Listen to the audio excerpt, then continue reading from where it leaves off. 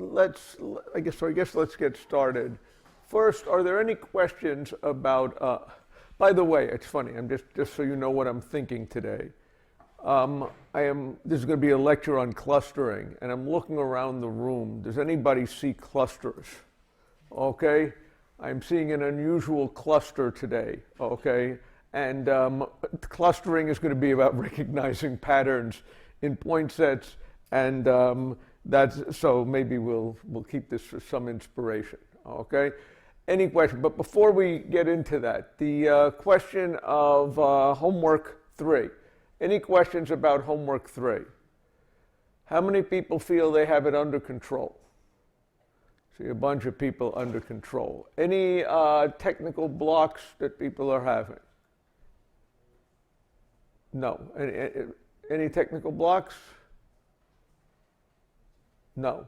Okay, and any interesting observations or anything people see that was surprising to them? Yeah. Actually, I just wanted to ask, I think in the last class you had told us that while using PCA to reduce the dimensions, the accuracy is still preserved. I've tried it a lot of ways. Okay, first of all, okay, so I made some kind of a comment on dimension reduction, which I swear we will talk about in a couple of classes, maybe next class, okay? Was going to kind of reduce the dimensionality while trying to preserve as much structure as it could. Now, if you reduce it too many dimensions, the structure should go away, okay? Now the question is, how many is too many? And that's probably somewhat dependent upon the application and stuff. So you seem, we'll get back to that, but what you're waving, what is it? Again, related to the dimensionality reduction. So when I reduce my embeddings, the high dimensional embeddings to 50 dimensions, I see some accuracy. And then when I reduce it to 10 dimensions, I see a greater accuracy. Okay, so you're saying, if I understood, first of all, there are two different tasks, right? There is language and there is vision. Okay, so it's possible things could behave differently on language and vision. So let's just take a quick poll around here. Who among the people who have, if we talk about the vision task, if we reduce the clusters to a moderate dimension, does the accuracy of this thing fall out the roof, or does it stay about the same? Say for the vision task, I'm hearing some people say it fell.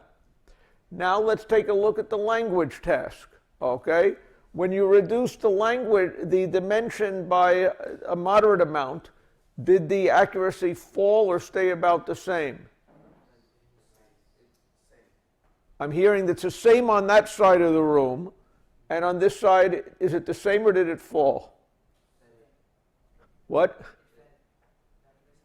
Okay, so that's why there's two clusters in the room. This is the people who it stayed the same on, and these are the people who it fell on. Okay, did it fall by a lot or fall by a small amount? Small. Okay, so when we did it, I know we did it on the language one. I'm not sure we did it. I don't remember for sure that we did it on the vision one. On the vision one, what I saw was that when you shrank the dimensions by a fair amount, the quality stayed about the same, and even sometimes went up a little bit when I lowered the number of dimensions. Who saw that? He saw that, he saw that. Some of you didn't see that. The question of why is that possible, okay, is the first question. Why is it possible that reducing the dimensions would make it better? Well, one would be is if a lot of the dimensions had noise. Suppose I take your data and I give you, I add, you say, oh, I've only got 100 dimensions in my data set. And I say, well, I can give you another 100. Just generate random numbers in each column, okay? Now you got 200 dimensions, okay? Is that going to make your clustering better or worse? Probably worse. Now, if you do something to reduce the dimensions, which will likely try to squeeze out the noise, might you now do better? Okay, so that's the mystery of why you might do better. Maybe a lot of the features that you have in there are there's some noise involved with them. They're not that important. Maybe they are essentially duplicates highly correlated with other features. So that's why it might do better. Okay? The thing that even for the ones that it went down on, as I recall, you went down to 10 dimensions in the NLP one. From how many did you start with? How many? 768. What? 768. I didn't hear that. 768. 768. Okay, so he went from 768 down to 10. And who did it maintain at least reasonably similar performance? Raise your hands if it was reasonably similar. He says yes. He says yes. They say yes. You guys don't say yes. What percentages did you have before and after? Ballpark figures of accuracy. Okay? So what I am expecting, first of all, you guys do the experiment, but I think you will find that for the language ones, if you compress it, you should be able to preserve roughly the same accuracy on that. Okay? We'll talk more about dimension reduction next class. Okay? But as far as why this is useful, if it does squeeze out noise, okay, it might make it more accurate. And even if it doesn't make it more accurate, it certainly makes it more convenient to work with. Again, but if when you squeeze it out, it completely destroys all structure in there, that's bad. Okay? Any questions about that? Any other questions about the homework? Okay? And finally, any questions about the projects? If you have, I guess the question, I don't know if there's questions, it's fine. If not, if you want to come and talk to me about your project thing, I'm happy to talk to anybody after class or during my office hours. Any questions? Okay, so what I'd like to now talk about is clustering, which is I sort of introduced at the end of last lecture, and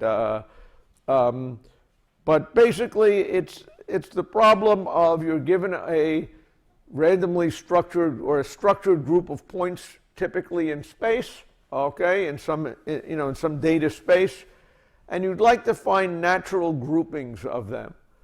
And this is one of the best applications of clustering that I have ever seen, this diagram. So I'd like to explain it, because this was kind of a amazing bit of scientific discovery in what you're seeing here. This is a data, okay, there's a technique, various techniques in, okay, you guys have cells in your body. You know these cells divide, right? You've seen these pictures, right? You have a cell, suddenly it does this, and bloop, 2 cells, right? What happens when your cells divide badly? Does anybody know what happens to you when you have problems when your cells don't divide badly?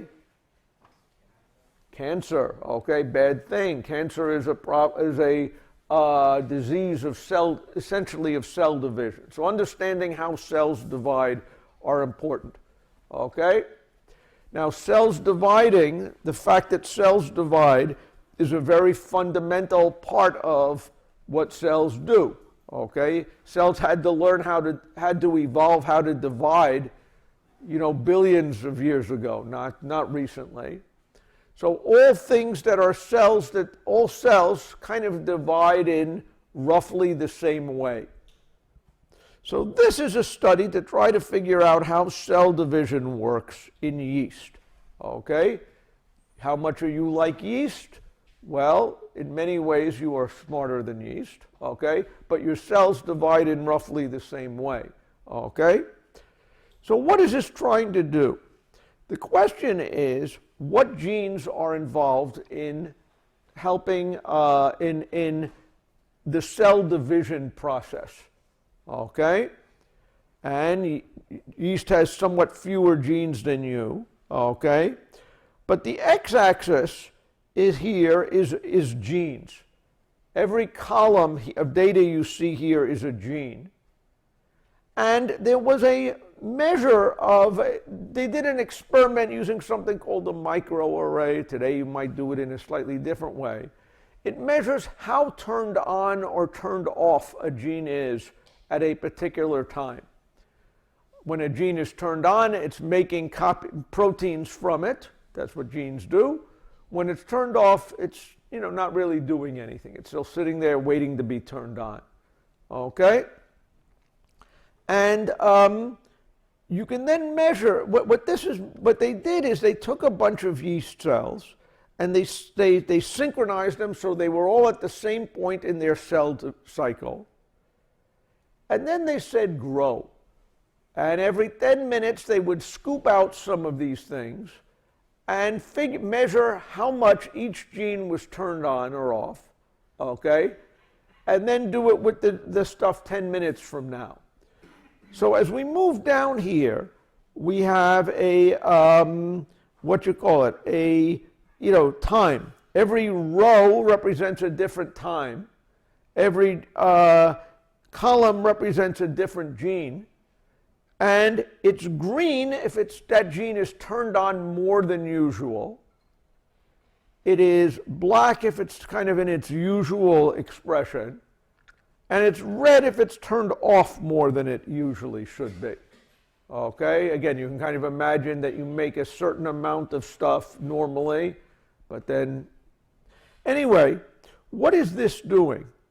If you imagine that you originally have a matrix of where you list the genes in arbitrary order and maybe sort them by alphabetical order of their name, and you have their measurements over time, what would that matrix look like? Does anybody have an idea? If we permute the genes randomly, we randomly scramble the genes along the x-axis, what would you see?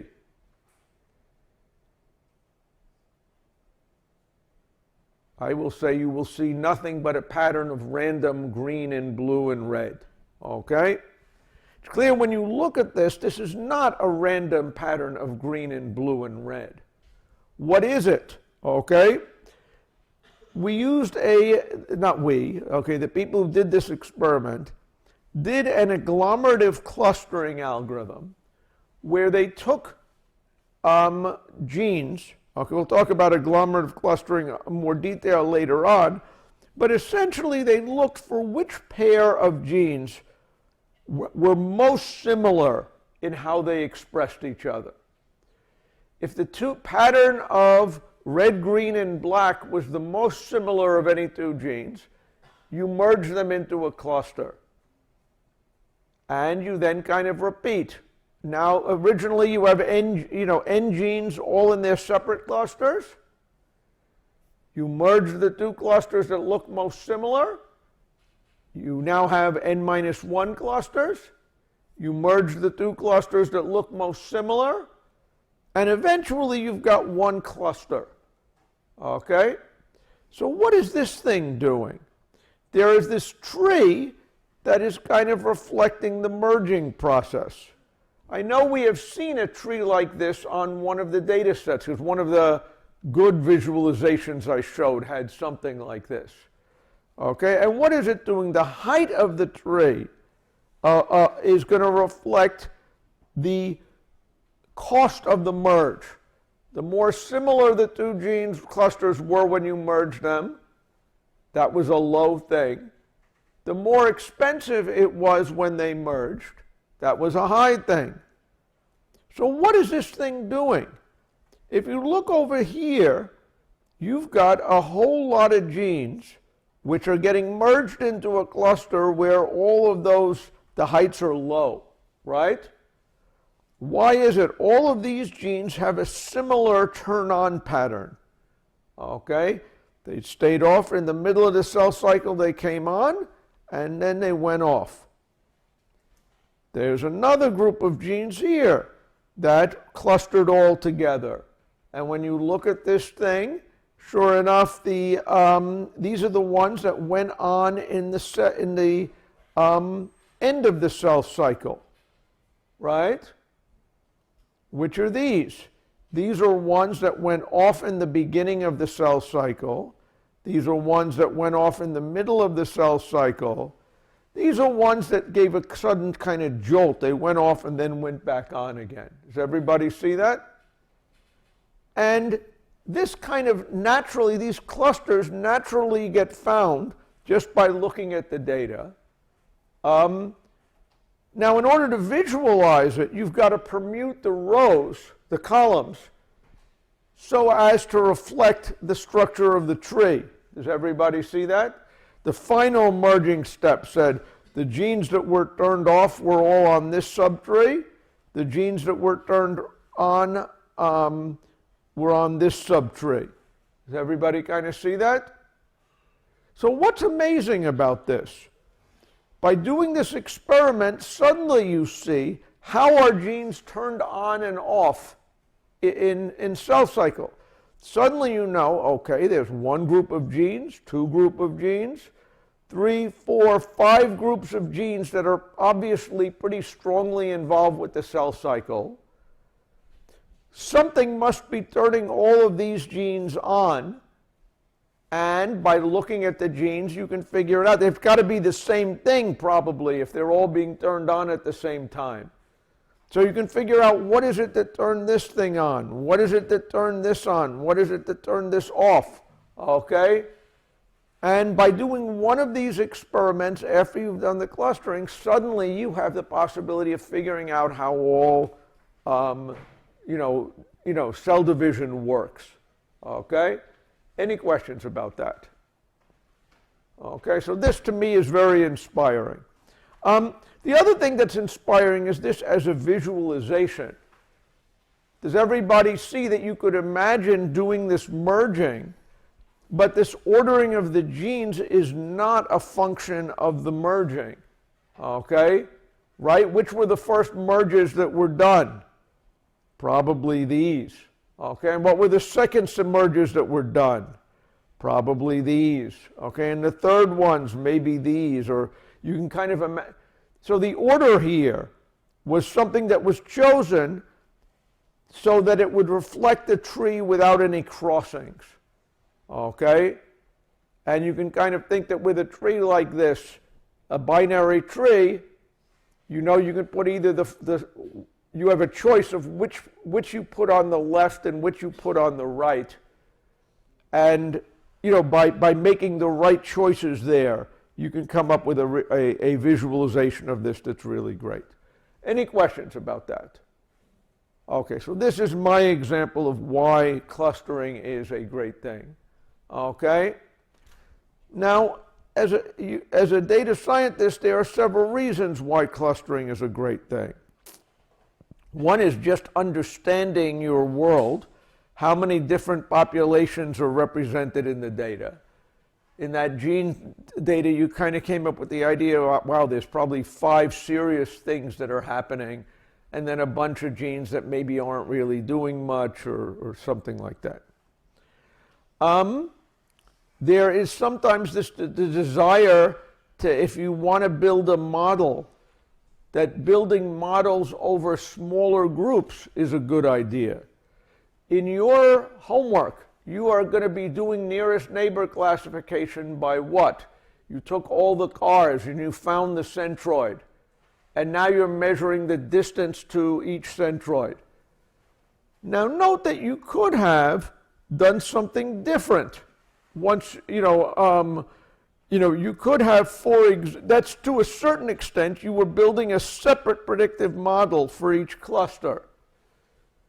Okay? Well, okay, actually, no, I wasn't really looking at clusters. Now, suppose I took the cars and I clustered them into 5 clusters. Now I could repeat this same thing. I'd have 5 times as many clusters as right now you have 10 groups. If within each group I took the cars and I clustered the cars into natural groupings. And now I did, nearest neighbor, which group are you closest to? undoubtedly this would be a more accurate model of what you're doing. So sometimes the goal is, to take it, build separate models for each cluster, okay? And if you build separate models for each cluster, you can do well. There is a data reduction thing. This is what I really have you doing on the homework, by replacing each cluster by its centroid, okay? Now, instead of having 50,000 images for nearest neighbor, now you only had 10. And again, we talked about outlier detection. Okay, an item that's far from its cluster center is probably an outlier. Usually when you cluster things, there's often a tiny little cluster of weird things at the end. If you have a very, very small cluster that the thing finds, those are also often outliers or garbage or something like that. Any questions? Okay, so what is the most popular clustering algorithm among the people in this room? Okay, I bet it is k-means clustering. Actually, did we use that on an assignment? I'm not sure. Okay, and there you had to do k-means clustering. What was k-means clustering? You start with a guess as to how many clusters there are in the set. Maybe you said 2, maybe you said 5, maybe you said something. What will we do? Okay, we will actually start by picking for each, in the beginning, you say how many clusters, and you pick one point, let's say, as the center of each cluster initially. Then what do? We take all the points and we find what the distance is. We group each point based on which one, we group the full set of points based on which of the centroids we have, so the k centroids we have is closest to it. So each point is assigned to a particular cluster as represented by the current centroid of it. If, when we now group every point according to where it is, okay, I'm stumbling on this. This is not that hard. Okay? Again, we have a bunch of points. Let's just start it out here. If we say there's going to be 2 clusters, we pick 2 clusters to start, represent them by 2 arbitrary points. The procedure at this point is partition all the points into those according to which one of the current centroids is those points are closest to. If there were 2 points, we'd had the perpendicular bisector between the 2 centroids. All the points on this side were closer to this. All the points on this side were closer to this. Then once we do it, we now recompute the centroid of the of the points on this side and the points on this side. If the centroids don't move, okay, over where they were before, that meant we've hit a local optimum and we start. Otherwise, we keep iterating, okay, computing the centroid of the new assignments, okay, find which points are closest and keep repeating until this thing converges. Any questions about that? Okay. What is the time of this procedure? Okay. Assuming we start out with k cluster centers, okay, finding the nearest neighbor, which of the k cluster centers a particular point is closest to, is just by explicitly computing the distance between the center and that point. It's proportional to the dimensionality of the point. So in n times kd, okay, time, you can now find for every point in the data set which of the k current cluster centers is closest to it. Okay? To compute the centroid of the points in a cluster is just basically averaging on a dimension-wise basis. What is the average x? What is the average y? Average z? Okay? So that is linear in the size of the data set. Okay? So if I've got, n points in my cluster, and each is of dimension d, the centroid is basically going to be linear in the size of the data, or n times d. Okay? And, this should be true over if there's n points in each cluster. In general, I'm doing this k times. This is probably unnecessary to add the k here, right? If I have I'm going to have to kind of find out which points are in each group. It's clear that to find the centroid of the points is linear in the amount of data in each group. The total amount over all the k things is linear in the size of the total data set. This will tell us what the next, give us a new centroid for each cluster. We're going to keep repeating on this until the centroids of each cluster don't change. Okay? And this will be a certain number. This is then going to be this time, nkd, times the number of iterations. How many iterations till it converges? Well, it depends whether you're lucky or unlucky. Okay? If you're lucky, and usually you're going to be lucky, okay, a small number of iterations will suffice to converge. The truth, though, is that you can construct examples where it will take an exponential number of iterations till it converges to a local minimum. Okay? If you think about how that could be possible, if we have a set of n points, if we have two clusters, how many potential partitions? If you think about it, you've got 2 points, two clusters, okay? If I have n points, conceivably in the worst case, I might want to iterate through all possible subsets of points before I find the right one, before it sort of stops. How many subsets of n points are there? Okay, if I have, what? 2 to the n, okay? So if we, consider how many partitions are there, okay? Well, the first set, if 2 to the n would mean that that potentially one side could be empty, because one of, if there's 2 to the n subsets, one of those is the whole subset, the whole set versus the empty set, okay? But basically, there can be an exponential number of partitions. The interesting thing is that as you go down k-means, each time the sum of the distances to the centroids is going down. When it stops going down, that's when you stop, okay? But you might go through an exponential number anyway, okay? Any questions? So what's true about k-means?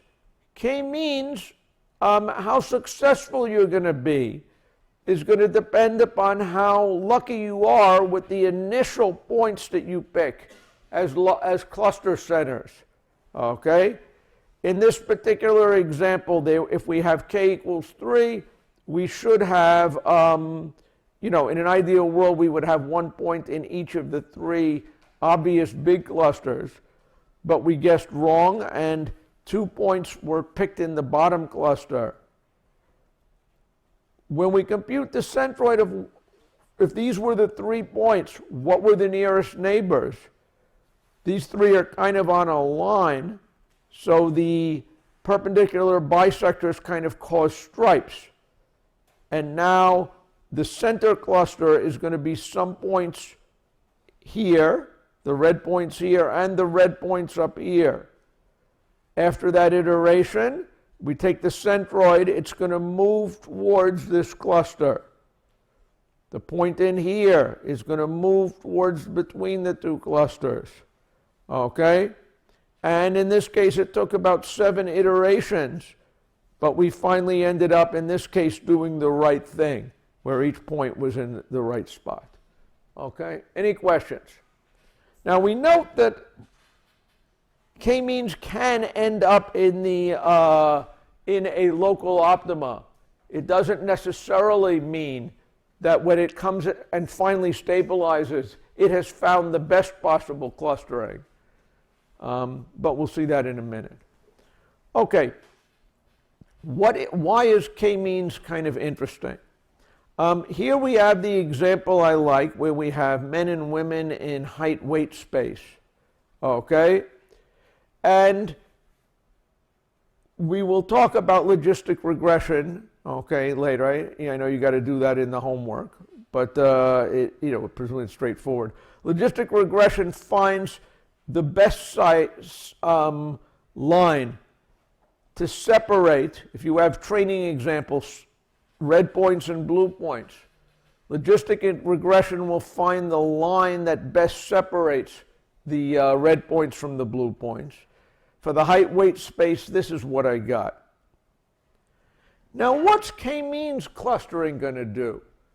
Suppose when I give you n points, and I don't tell you what colors they are, okay? Because in clustering, you're not going to give it any information about, what it is. You just have the point in height-weight space.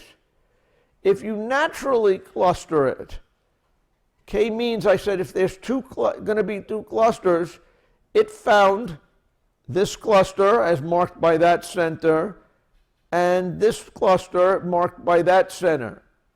What's the interesting thing? Okay, if we now classify points according to which of these 2 centroids it's close to, okay, it gives us a pretty good male-female separator, okay, even though it wasn't given the points in the color of the points when training. Does everybody see what the difference here is? If there were logically different clusters, the hope is that it would find it. And in fact, it actually found a pretty good separating line between the 2 of them. Any questions? So k-means is good. Now, k-means is based on using centroids. Now, what if you're given data records where the dimensions are not all numerical? Okay? Suppose, let's say that we had something like hair color. Okay? Hair color, we had a record for each person. Maybe we have their hair color. Some people here have dark hair. Some people are blonde. Some people are gray. Some people may be redheads. Some people may be bald. Okay? This is now a categorical variable. What is the centroid between bald and black hair? Okay, is it gray? Okay. Truth is, it's not defined because it's a numerical thing, right? But if we use something where instead of using a centroid, we use something called a meteoid, we find which of the data points is it that is most central. Okay? How do we measure most central? For every point, there is a distance to all the other points. Okay? The most central point is the one that minimizes either the average distance or the biggest distance to all the other points. Okay? We pick that as a representative, okay, of the cluster center. Now we can run it on, points that have categorical attributes. Any questions? What is the hard problem or the thinking problem when it comes to using k-means? Okay? That's, I guess, a question. Okay, yeah? What is k? How many clusters does your points have? Okay? Now, sometimes you know that, okay? But often you don't. How can you figure out how many clusters what you call it, a set of points is. One idea is to make a graph where the x-axis is the number of clusters and the y-axis is going to be the sum of squared errors of the points from the cluster. How do we know that we've got a good cluster center? A good cluster center is one such that the sum of squared distances between the points in the center is relatively low. And in an ideal world, in a good clustering, if we have the right number of centers, the sum of squared errors in terms of the distance between the point, any point, and its center, its cluster representative, the centroid that does it, goes down. It should be clear that as you add more and more cluster centers, if you've done a reasonable job finding the cluster centers, the error in terms of the distance from the cluster center is going to go down, right? What is going to be the sum of squared error when you have n clusters of an n-point set? 0. Why? Because the centroid of each point is itself, right? So the goal is not to pick k that minimizes the total error, because if so, you're always going to pick n and you're going to do nothing, right? What is the right value of k when you look at a picture like this? What? 3. Why is it 3?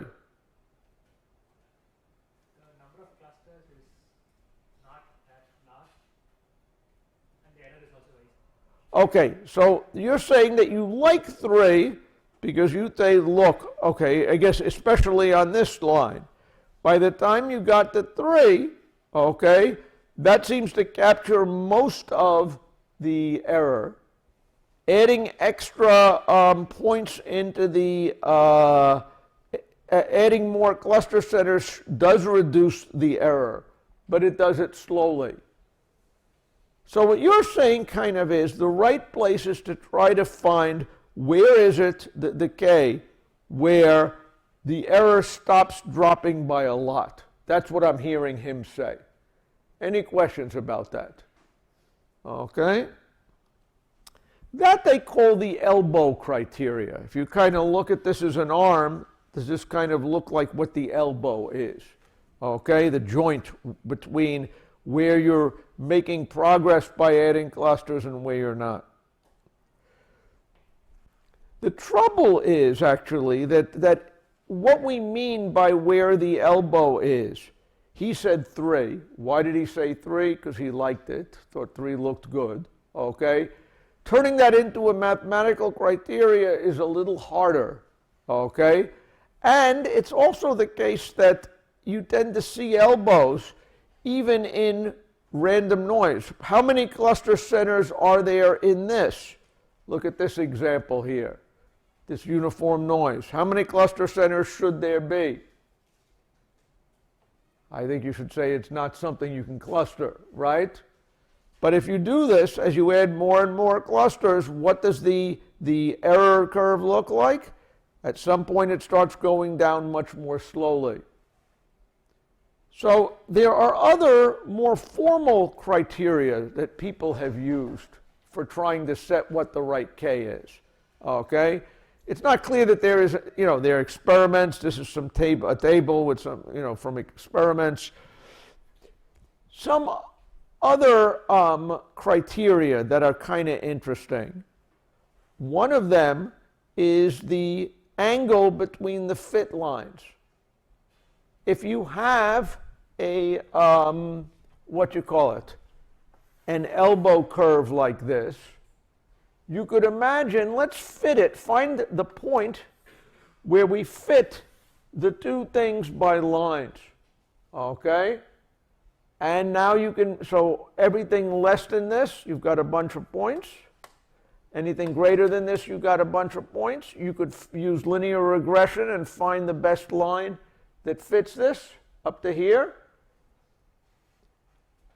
A better, the best breakpoint would be the one that had the biggest angle between them. Okay? And so that might be one criteria for what an elbow is. Another one that people say works well is they say a variance ratio type of thing. What's the value of splitting it at k?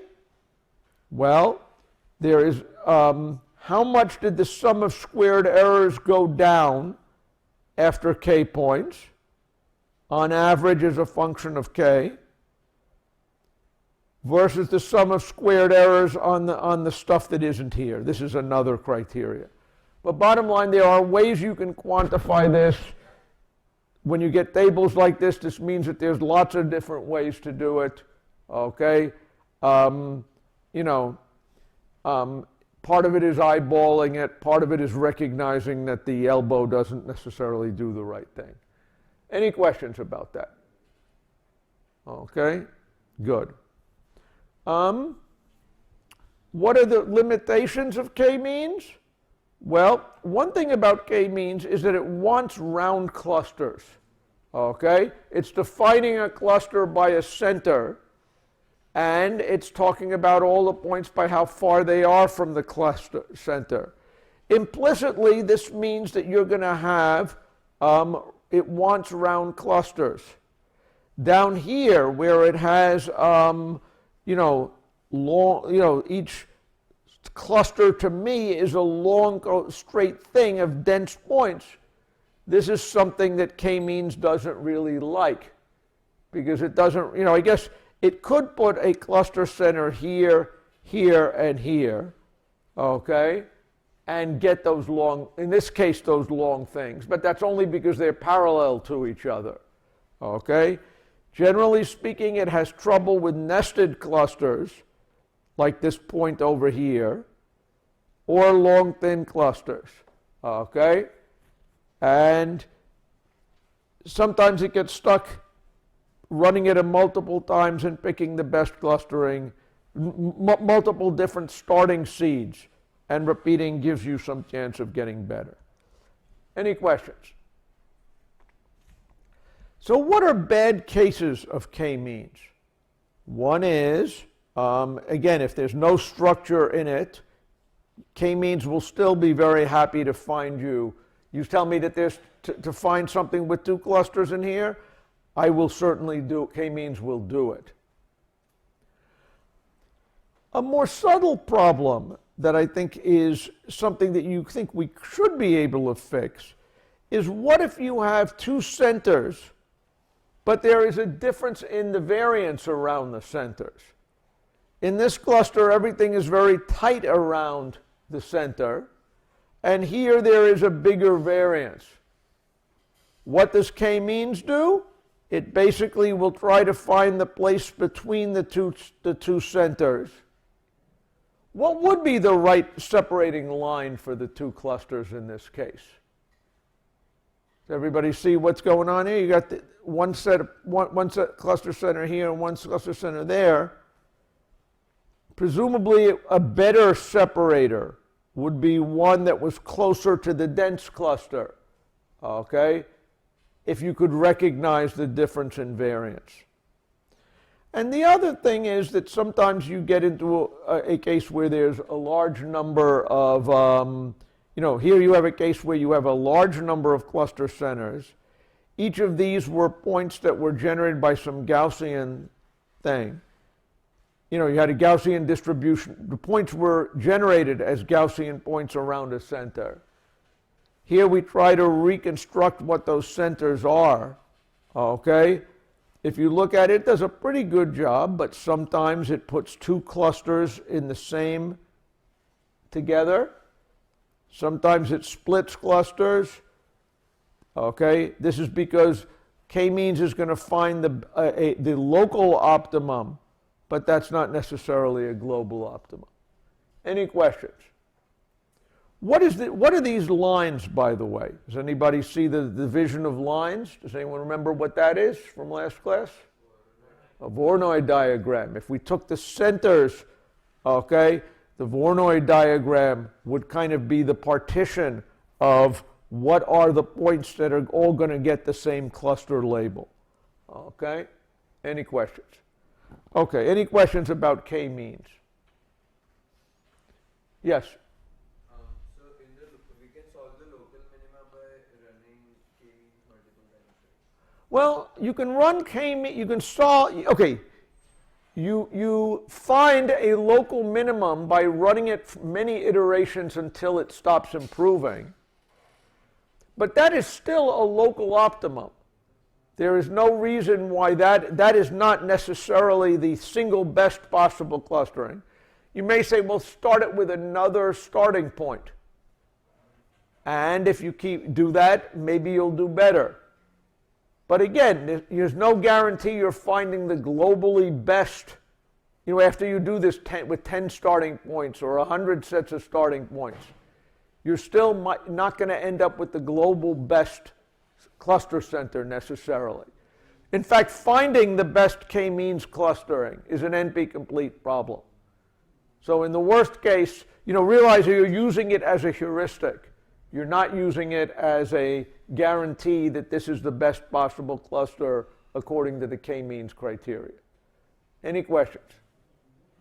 Okay, good. Okay.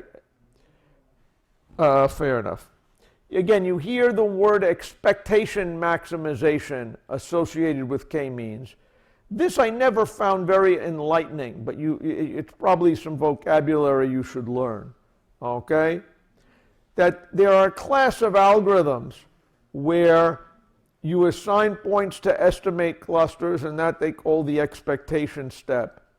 And then you use these assignments to improve the parameter estimates. That's the maximization effort. Okay? And this is what people call an EM algorithm. Okay? K-means is clearly an EM algorithm because points are assigned to clusters, and then we use the assignments to improve the cluster center. Sometimes you use this kind of an idea for semi-supervised learning. Suppose you have a world where you're trying to train something to tell, given a bunch of, you have a billion tweets, and you'd like to train something that will tell happy tweets from sad tweets. Maybe you have a small number of tweets that were labeled by a person happy and a small number that were labeled sad. You might want to take your unlabeled tweets and decide whether they are closer to happy tweets or unhappy tweets. And this gives you a larger training set. Okay? You had a small supervised training set where a human had told you what the tweets were. You could use that to label the rest of the examples you have, and maybe now train on these sort of semi-supervised labels. That's kind of an algorithm of this flavor. Okay, any questions? Okay, a second class of clustering algorithms, like the one I led with today, was agglomerative clustering. These are ones where you start with the points are separate. You're going to repeatedly merge them into clusters. What happens if you take a set of points and you find originally each point is in its own cluster? You find the edge that links two clusters, the smallest edge that links two clusters, and you do that merge. You keep repeatedly merging the pair of clusters which are closest to each other. Okay? You would end up with a tree like this. Okay? This is in fact the minimum spanning tree of a graph. If we think of these points, you'll remember what an algorithm was, Prim's and Kruskal's algorithm. Found the minimum spanning tree of a bunch of a weighted graph.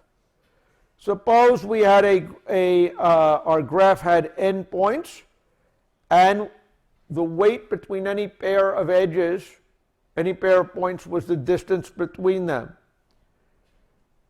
The minimum spanning tree, as per, which one was it, merging from the bottom? This was Kruskal's algorithm, right?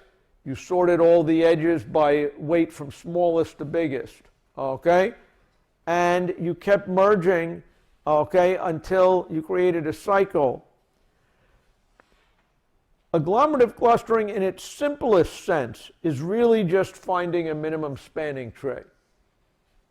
Now, in a minimum spanning tree like this, how many clusters are there? If you look at my minimum spanning tree here, how many clusters are there? Well, right now it's one connected component. How many clusters are there in the points? 3. Okay, how do you find out, turn the minimum spanning tree into a set of clusters? Okay, should be clear, you delete the largest edges. Okay, and if an edge is large enough, that's kind of what you want to be. So that's what the connection is between minimum spanning tree and agglomerative clustering. And again, I showed you before at the beginning today about these structures called dendrograms. A dendrogram is kind of a picture of this merging process where each merging of something is going to be the merging of two clusters. We can kind of reflect the cost of that merge by the height of the connection between them. Okay? And, again, the higher merges are the ones that would presumably get cut in the course of making a cluster. Okay? Any questions? So, when you're doing agglomerative clustering, there is the cost of you want to merge two clusters together. The cost of merging two clusters depends on first your distance metric between points, but also your distance metric between clusters. If we add a subcluster, a component in our minimum spanning tree that were the red points and the blue points, what is the distance between the two clusters taken in minimum spanning tree world? It would be the length of the shortest edge between the two clusters. Nearest neighbor or single linkage clustering says that the distance between two neighbors, between two clusters, is the shortest edge that would connect the two clusters, namely the nearest pair of red and blue points. Average linking would say for every red point, what is the distance to all the blue points, and average these distances. Centroid would be we take the centroid as the representative of the two clusters, okay, and and take the distance between the centroids. What is the advantage of using the centroid distance between clusters as opposed to the average distance between the two clusters? Cost of computation, right? This is something that can be done in time proportional to the dimensionality of the points, right? This is something that would be the quadratic, the product of the two sizes of the cluster. Okay? Single linkage is what we use in minimum spanning tree, and that is very fast. The trouble is it can produce kind of long stringy clusters. Okay, merging centroids, saying we want to merge the two centroids that are closest, tends to produce nice compact clusters that we would kind of like. Okay, any questions about that? Okay, so with agglomerative clustering algorithms, again, there is an efficiency trade-off between what linkage criteria you use. Okay, for the single linkage, it's going to be in all cases, you start out with n points. To merge them at the end, there's only going to be one cluster, so there's going to be n minus 1 merging rounds. Okay? And depending upon what the linkage is how much time it takes to find which are the closest pair of clusters to merge. Okay? Any questions? Now, what are good things about agglomerative clustering? What's good about k-means clustering is it's usually fast and it's very simple. What's good about agglomerative clustering? Well, there's a visualization that you get of the clustering process, which I find very useful. Certainly it was useful in telling you about how the genes worked. Okay? It's also the case that once you've got a hierarchy of your clusters, that gives you an efficient classification procedure. What if I've got a bunch of clusters, there's a hierarchical thing, and I now want to find out, basically which cluster am I in? Comparing the new item, go to the root. The root is merging two clusters. If I have a centroid of the left and a centroid of the right, I can compare me to those centroids and decide which one of these is closest to. In time proportional to the height of the tree, I can kind of come down to classify my new point. Okay? Any questions? Okay. Now both k-means and k-means finds spherical clusters. That's problematic when you've got clusters that are not spherical. I think if everybody looked at this point set here, you would agree that there were 3 clusters, 2 long skinny ones and 1 nicely round. It's very hard to see how k-means would find that clustering. I guess if it picked a cluster here, well, actually, it's not clear to me that you could find a representative for each cluster that would give us exactly this. Okay? Now, if we did agglomerative clustering, what would happen? If we tried to build a minimum spanning tree here, the edges in this cluster are all small. The edges in this cluster are all small. Now, the trouble is that if you've got one point that's close to 2 clusters, that's going to be enough to kind of suck it up and merge those 2 clusters into one. So the agglomerative clustering can pick up skinny clusters, but it can also be fooled by a single point that is kind of close to both clusters. Any questions about that? So for that reason, there are other clustering algorithms that have been designed to try to get denser, to kind of enable you to find skinny, clusters more robustly than we would with agglomerative clustering. One algorithm that's somewhat popular is called dB-scan. dB-scan is kind of a density-based clustering. What is the idea? We would like it to be the case that, suppose we had points that looked like this. There was a tight cloud of points. There was a skinny cloud of points that was separated to it, but still pretty dense. And then some junky points that were noise out here. Trying to include those junky points that were out here, the outliers, they don't really belong as part of any cluster. Okay? So dB-scan is going to be trying to find very, very dense clusters of points and say these points are densely connected, these points are densely connected, the other points are not part of either of these dense clusters. What is the idea?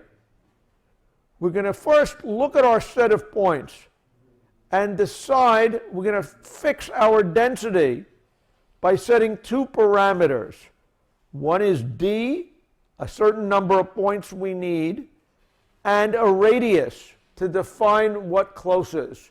We'll say R is going to define whether 2 points are close enough that ideally they should be in the same cluster. And D is going to be a notion of how many points do I need to be close to in order to be in that cluster. Okay? If I guess we had D equals 1, it was probably in some ways very much like a regular agglomerative clustering. Okay? But we're going to say a core point P is going to have at least D points that are within a radius of R from it. Okay? Once we know which of our core points are, meaning that they are in a dense relationship with other points, we're now going to find connected components of these points. Okay? And, meaning that the 2 points lie within a distance of R. So they're going to be core points. They're going to be core points that are connected to each other because they are close enough to each other.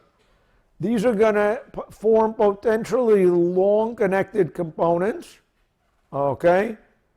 And there's going to potentially be points that are further than a distance R from a core point. These are not going to be named as part of the cluster. Any questions about that? Okay, so this gives us hope of identifying dense points. The case of point clusters within other clusters, DB-scan can find that because it knows that all these points are within a distance of R of another point.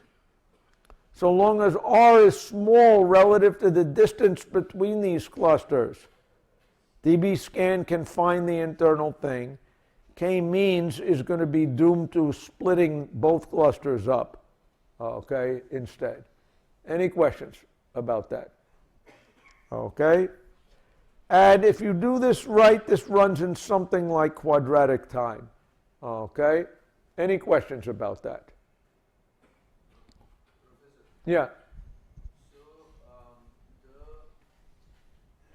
In the first DB scan clustering in the example, Yeah.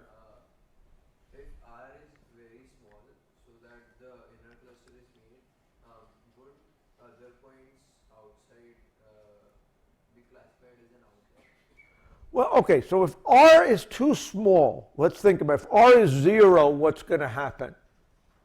If R is 0, then every point's going to be in its, in its own, it can't find clusters, okay, because it's never going to be an acceptable distance. If D is too large, okay, by demanding that all the points, you have a large number of neighbors compared to this thing, it's not going to find something. So there's an interplay of D and R. But how are you going to find this particular clustering? Well, if D is somewhat modest, I'm going to guess 3, 4, something like that, and if the radius is small, less than the distance between the closest point between the internal cluster and the external cluster, then you will find that separation. Okay, I don't know if that answers your question or not. So if R is smaller than that distance between the internal and external cluster, Yeah. the closest point between those two clusters, then would the external cluster have some points classified as noise points because it is the distance between them? Well, okay, the point is that here, okay, so we agree that if R is small, let's say R in this case is half the distance from here to there, okay? What's going to happen? Why is it that this and this are part of the same cluster even though they are clearly more than R points away? The reason is because we're doing this thing with the connected components. for every point, we said it was a cluster center if there were at least D points within R of it. Now you've got a lot of all the blue points here and all the yellow points here are going to be considered cluster centers, core points I mean. And now two core points are going to merge if they are within a distance of R to each other. So in this case, we are going to kind of merge the whole component here. Okay? Now what's interesting? Why is this different than the agglomerative clustering, with single linkage agglomerative clustering? Because we threw away points that did not have a lot of close neighbors. A random one point that kind of sat in between these two clusters would not be enough to kind of merge these things going. That point would get discarded because it was not considered to be a core point. Okay? That's the idea here. Okay? Any questions? It's kind of throwing out noisy points. Noisy points are not going to be part of a dense thing, and it's only going to keep the core points and then build the connected components on that. Any questions? Yes? Is this a bottom-up or top-down approach? Well, notice that it's really a one-iteration approach. Okay? For every point, we're going to go and see a point is good if it's got at least D points that are within a radius R of it. How would I know that? Well, if I do this in a dumb way, I compare, for every point, I compare it to all other points and say, how many points are within a distance D of me? Okay? This would take, in the worst case, n squared time. Okay? Maybe if I did something clever about indexing things so I didn't have to check all, maybe I could do better. But now that I've got these points, I'm going to have to decide, should I merge two points together in the same component? Well, if there is a pair of points, if the two core centers are within a distance of R to each other, we're going to merge them as part of the same component.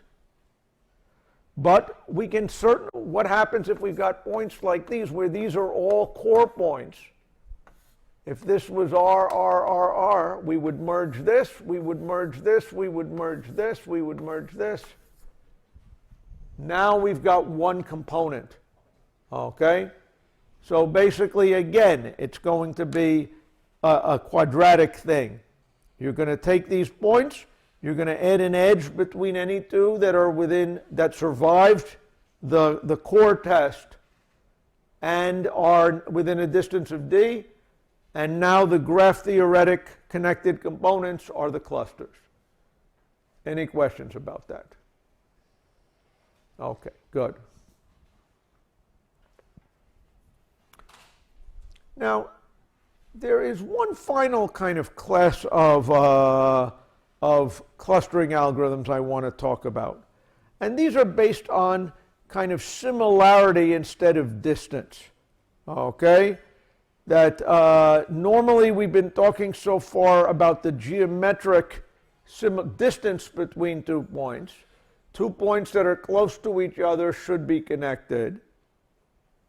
In a similarity matrix, the higher the value of similarity, the more they should be in the same matrix. Okay? And there is a natural way to convert distances into similarities. Okay? So that, these are in some sense equivalent things. But for graph-based clustering, it's more useful to have pairs of things measured by how similar they are. Okay? Any questions? The reason this is helpful is that suppose we have a set of n items and we add an edge between any pairs that is similar. or you could say geometrically close enough. Okay?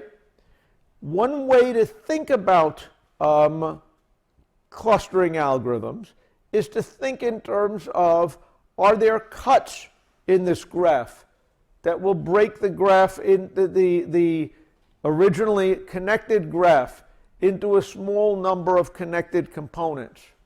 Okay? If we have a graph where edges represent similarity, what is a good clustering in this graph? It should be a set of cuts where each cut is small. You're removing a small number of edges. And internally, each cluster is going to have a lot of edges between that. What does this mean? In a cluster having a large number of edges, if an edge is between things that are similar, the denser a cluster is, the more coherent it is. Ideally, everything in the cluster is like everything else. Having small weight cuts means that there are very few pairs of items from different clusters which are in the same, which are being artificially separated by the clustering process.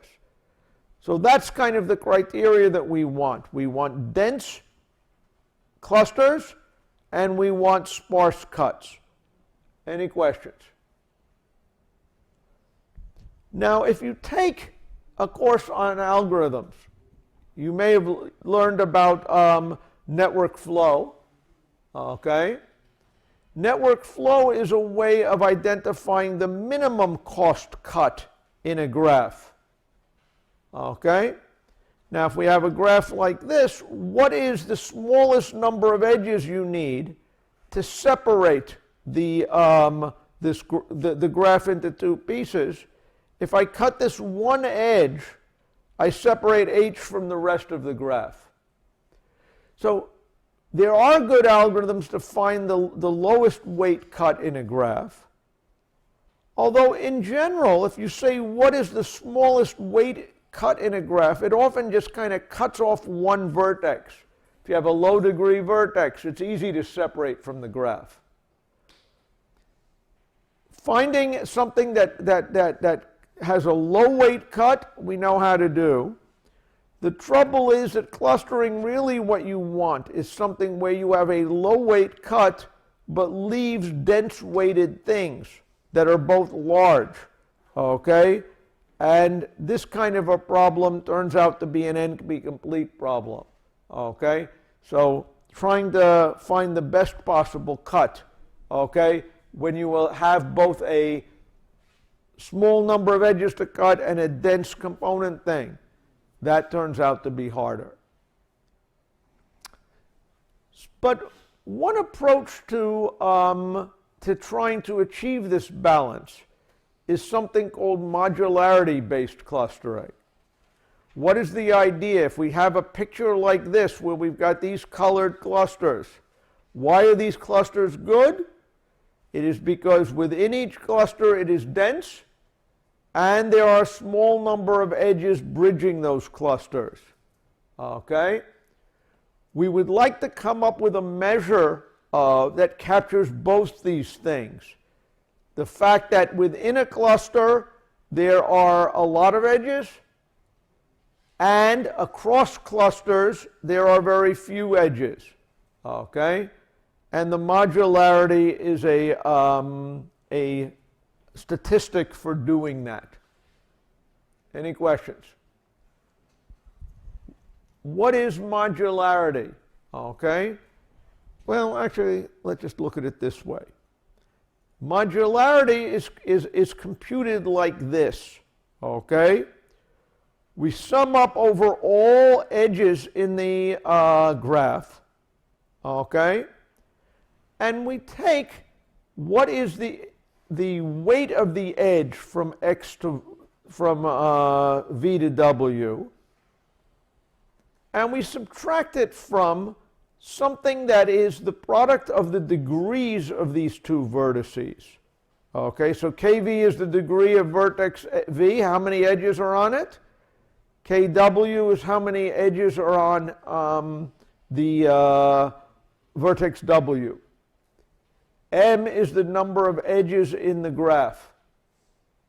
What is this sum going to do? And then we're multiplying it by this thing. What is this? Okay.